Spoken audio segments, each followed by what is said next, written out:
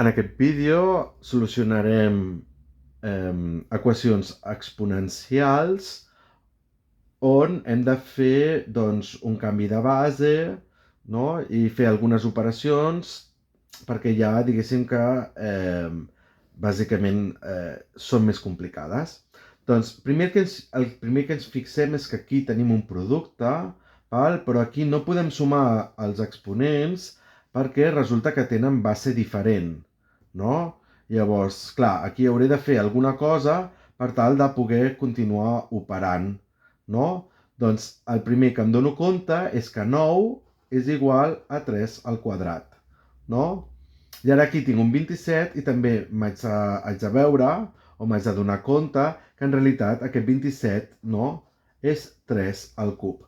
Per què? Perquè ho utilitzarem més endavant.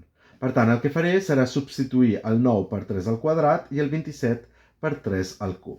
Doncs així fem. El primer ens queda igual, 3 elevat a x més 1, multiplicat, i ara 3 al quadrat elevat a x menys 2 és igual a 3 al cub. Molt bé.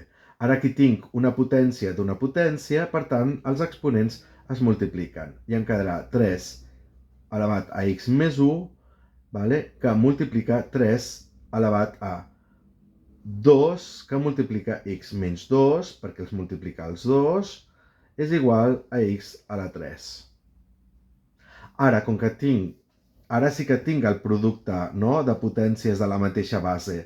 Per tant, el que puc fer és sumar els exponents. Doncs és el que faré. I em quedarà 3 elevat a la x més 1 més 2x menys 2, entre parèntesis, és igual a 3 elevat al cub.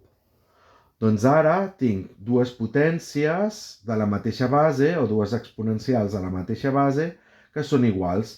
I això només passarà quan els exponents siguin iguals. Per tant, el que hauré de fer és, bàsicament, posar que els exponents són iguals. Molt bé. Ara, aquí el que haig de fer és operar. El 2 multiplica aquí i multiplica aquí. I em queda x més 1 més 2 per x, 2x, i 2 per menys 2, menys 4. És igual a 3. Ara el que haig de fer és simplificar tot allò que pugui.